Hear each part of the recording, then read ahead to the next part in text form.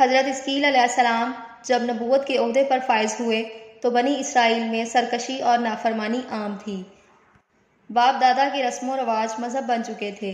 قوم اتنے فرقوں میں بٹ گئی تھی کہ ان کا شمار ممکن نہیں تھا۔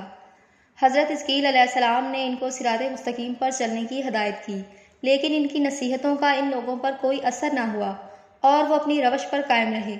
لہٰذا آپ نے بنی اسرائیل پر آنے والے ہولناک عذاب سے انہیں آگاہ کیا۔ 550 قبل از مسیح میں بابل کے بادشاہ بخت نصر نے بیت المقدس پر حملہ کیا، لہٰذا یہودی خوفزدہ ہو کر قلعہ بند ہو گئے۔ حضرت اسکیل کا خیال تھا کہ بنی اسرائیل کی تباہی ان کو بطور سزا اور سبق ملی ہے جو خدا کی طرف سے ہے۔ آپ نے اپنی قوم کے لوگوں سے توبہ کرنے کا کہا۔ یہ محاصرہ مہینوں تک جاری رہا۔ آخر کار مجبور ہو کر لوگ شہر سے نکل کر بھاگ گئے۔ بخت نصر کی فوج نے ان کا تعاقب کر کے ان کو قتل کر دیا۔ پورا یروشلم خون سے لتپت ہو گیا۔ اس دوران ایسا واقعہ پیش آیا کہ جس سے بنی اسرائیل حیران رہ گئے۔ یہ واقعہ نشان عبرت بن گیا۔ واقعہ دراصل یوں ہے کہ اسکیل علیہ السلام نے بنی اسرائیل کے بچے ہوئے لوگوں سے کہا کہ تم سب تیار ہو جاؤ، ہم مشرکین سے جنگ کرنے جا رہے ہیں تاکہ اللہ کے نام کو بلند کیا جائے۔ بنی اسرائیل نے جب جنگ اور جہاد کی بات سنی تو اپنی جانوں کے خوف سے بھاگ کھڑے ہوئے اور آبادی سے دور ایک وادی میں جا کر قیام پذیر ہو گئے۔ دو پہاڑوں کے درمیان رہنے لگے۔ اللہ کو ان کی حرکت بالکل پسند نہ آئی، اس لیے اللہ نے عذاب کے طور پر ایک فرشتے کو اس جنگل میں بھیج دیا جس نے ایک پہاڑ کے پیچھے چھپ کر کہا تم سب مر جاؤ۔ اس خوفناک آواز کو سن کر سب لوگ مر گئے۔ ان کی تعداد 70,000 تھی۔ ان مردوں کی تعداد اس قدر زیادہ تھی کہ لوگ ان کے کفن دفن کا کوئی انتظام نہ کر سکے۔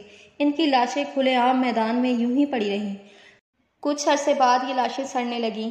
بے انتہا بدبو پورے جنگل میں پھیل گئی۔ کچھ عرصے بعد حضرت اسکیل علیہ السلام کا گزر ان کے پاس سے ہوا۔ اپنی قوم کے 70,000 انسانوں کو بے گور و کفن دیکھ کر انہیں بہت دکھ ہوا۔ آپ دیدہ ہو گئے اور دکھ بھرے دل سے اللہ سے دعا مانگنے لگے، یا اللہ، یہ میری قوم کے افراد تھے جو اپنی موت کے ڈر سے شہر چھوڑ کر جنگل میں آ گئے تھے۔ یہ سب میرے شہر کے باشندے تھے۔ یہ لوگ میرے دکھ سکھ کے شریک تھے۔ افسوس کہ میری قوم ہلاک ہو گئی اور میں اکیلا رہ گیا۔ اے میرے رب، یہ قوم تیری حمد کرتی تھی، تیری توحید کا اعلان کرتی تھی۔ آپ اپنی دعاؤں میں مشغول تھے کہ آپ پر وحی نازل ہوئی۔ اے اسکیل، آپ ان ہڈیوں سے فرما دیجئے کہ اللہ فرماتا ہے تم اکٹھا ہو جاؤ۔ یہ سن کر بکھری ہوئی ہڈیوں میں حرکت آئی اور وہ ہڈیاں جڑیں اور ڈھانچے بن گئے۔ پھر وحی آئی کہ اے اسکیل، ان ہڈیوں سے فرما دیجئے کہ تم کو اللہ کا حکم ہے تم گوشت پہن لو۔ یہ سنتے ہی ہڈیوں کے ڈھانچوں پر گوشت چڑھ گیا۔ پھر تیسری وحی نازل ہوئی کہ اے اسکیل، فرما دیجئے کہ اے مردو، خدا کے حکم سے تم سب اٹھ کھڑے ہو جاؤ۔